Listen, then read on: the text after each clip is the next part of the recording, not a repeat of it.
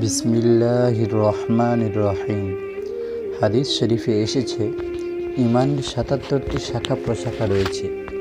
এর প্রথমটি হলো কালিমায়ে তয়্যিবা, অর্থাৎ লা ইলাহা ইল্লাল্লাহু মুহাম্মাদুর রাসূলুল্লাহ। অর্থ, আল্লাহ ছাড়া কোনো মাবুদ নাই, মুহাম্মদ সাল্লাল্লাহু আলাইহি ওয়াসাল্লাম আল্লাহ তাআলার রসুল। আর ইমানের সর্বশেষটি হলো রাস্তা বা পথ থেকে কষ্টদায়ক বস্তু সরিয়ে ফেলা। বুখারী শরীফ হাদিস নাম্বার 9, মুসলিম শরীফ হাদিস নাম্বার 35। ঈমান বা বিশ্বাসের ৭৭টি শাখা 3 ভাগে বিভক্ত। নাম্বার 1, প্রথম 7টি জবান বা বাকশক্তির সঙ্গে সংশ্লিষ্ট। নাম্বার 2, দ্বিতীয় 30টি মন বা বিশ্বাসের সঙ্গে সম্পর্কিত। নাম্বার 3, তৃতীয় 40টি শরীরের অঙ্গ প্রত্যঙ্গ বা কর্মের সঙ্গে সংযুক্ত। জবানের সঙ্গে সংশ্লিষ্ট ইমানের 7টি বিষয়। নাম্বার 1, আল্লাহর একত্ব মুখে স্বীকার করা। নাম্বার 2, কোরআন শরীফ তিলাওয়াত করা।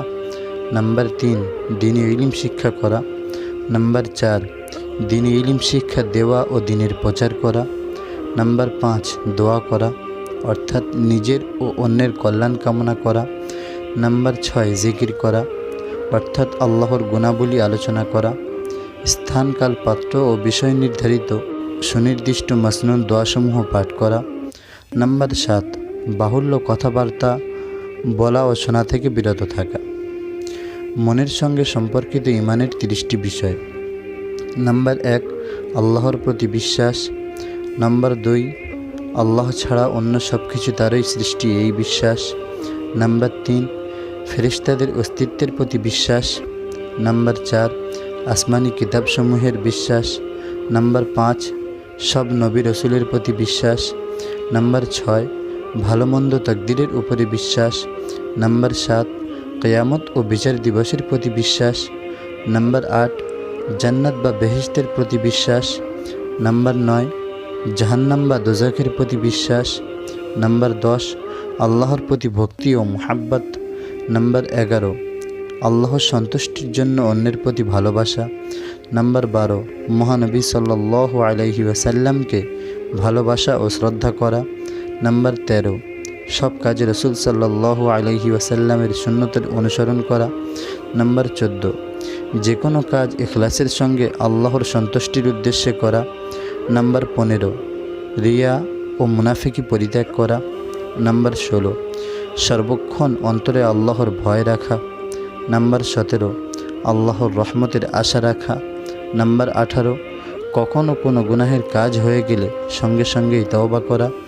নাম্বার 19, সদা সর্বদা কথায় ও কাজে আল্লাহ তাআলার নেয়ামতসমূহ কৃতজ্ঞতা আদায় করতে থাকা।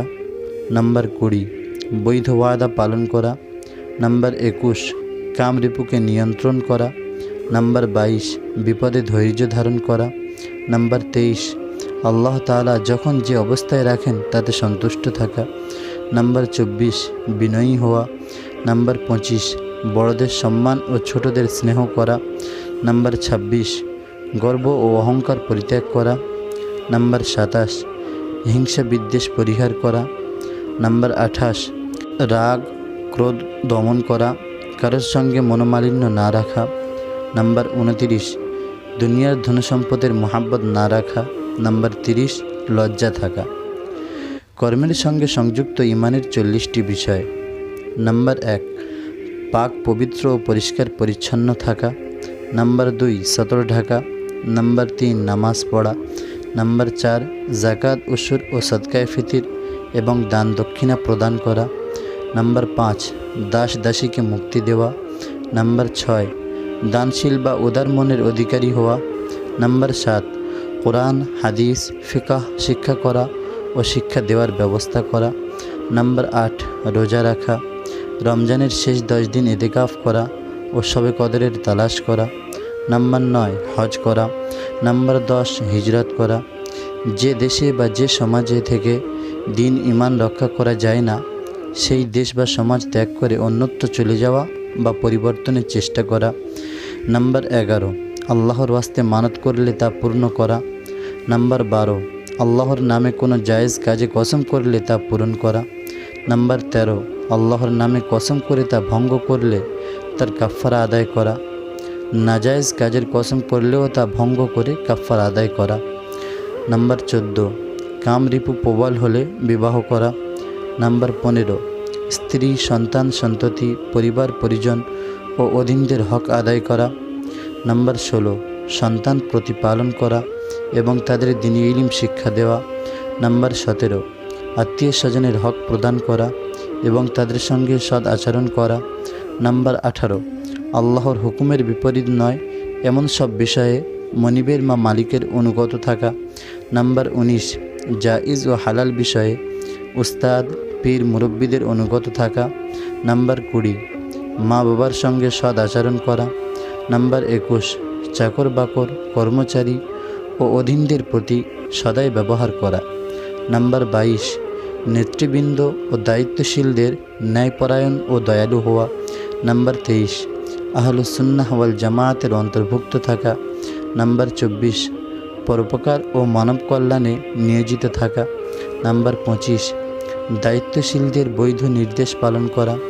নাম্বার 26, সৎ কাজে সহযোগিতা করা ও অসৎ কাজে বাধা প্রদান করা। নাম্বার 27, অধীনদের শরীয়ত মতো পরিচালনা করা। নাম্বার 28, রাষ্ট্রের সীমা রক্ষা করা। নাম্বার 29, আমানত রক্ষা করা। নাম্বার 30, অভাবগ্রস্তকে কর্জে হাসানা অর্থাৎ লাভবিহীন ঋণ দিয়ে সাহায্য করা। নাম্বার 31, ঋণ পরিশোধ করা এবং পরিশোধের পূর্বে তা পরিশোধ করার দৃঢ় ইচ্ছা রাখা। নাম্বার 32, পাড়া প্রতিবেশীর উপকার করা এবং তারা কোনো ধরনের কষ্ট দিলে বা ক্ষতি করলে তা অশ্লান বদনে সহ করা। নাম্বার 33, কাজ কারবার, লেনদেন পরিষ্কার রাখা, পাওনা আদায় করতে কঠোরতা ও দেনা পরিশোধ করতে শিথিলতা না করা। নাম্বার 34, মাপে কম বেশি না করা, পণ্যে ভেজাল না দেওয়া। নাম্বার 35, সুদ ঘুষ ইত্যাদি থেকে বেঁচে থাকা। নাম্বার 36, সম্পদের সদ্ব্যবহার করা অর্থাৎ বৈধভাবে উপার্জন ও জায়েজ পন্থায় ব্যয় করা। নাম্বার 37, সালামের জবাব দেওয়া এবং হাঁচির উত্তর দেওয়া। নাম্বার 38, অবৈধ খেলাধুলা, রং তামাশা ইত্যাদি থেকে দূরে থাকা। নাম্বার 39, ঈদের নামাজ আদায় করা ও কোরবানি করা। নাম্বার 40, রাস্তায় কষ্টদায়ক কোনো কিছু থাকলে তা অপসারণ করা। বুখারী ও মুসলিম।